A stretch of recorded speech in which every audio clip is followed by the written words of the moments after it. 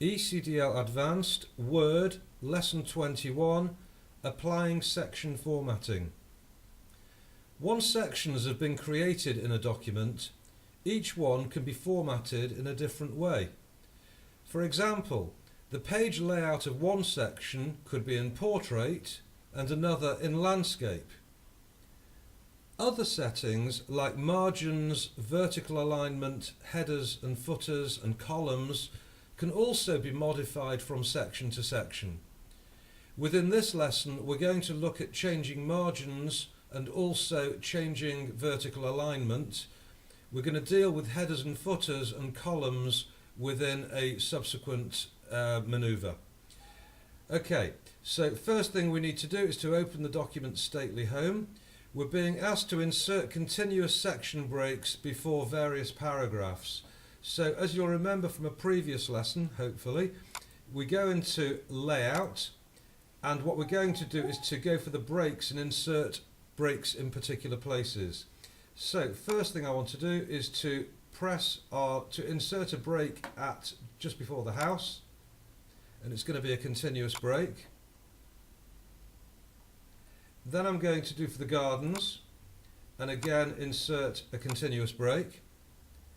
Then for Pet's Corner, continuous break, and finally the gift shop. Okay, so those are all done.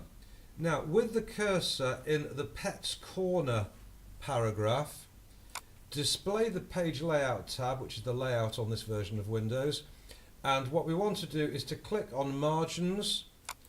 At the bottom, select custom margins, and we want to change both the left and the right margins to 5 centimeters.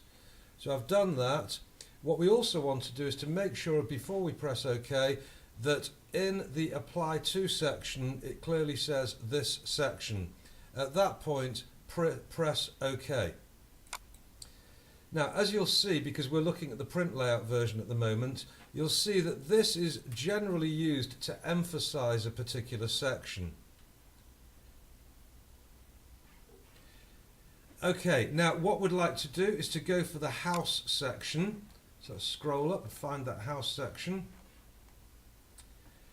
If we click anywhere in there, and at that point make sure we're displaying the layout tab in page setup. So go for the page setup dialog box and go for layout. Now where it says section start, at the moment it says continuous.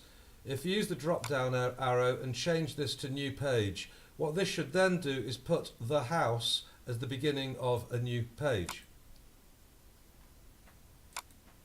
as indeed it does.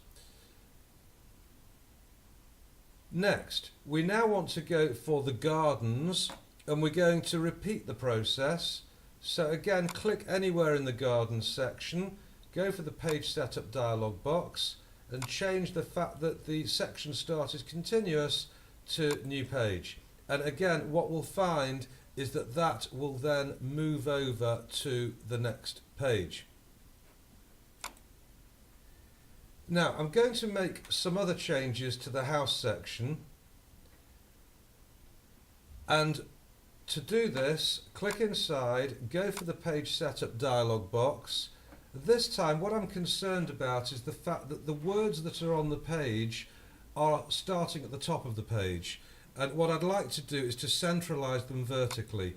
So to do that, for vertical alignment, select center and click OK. And what that will then do is position that section to the center of a page.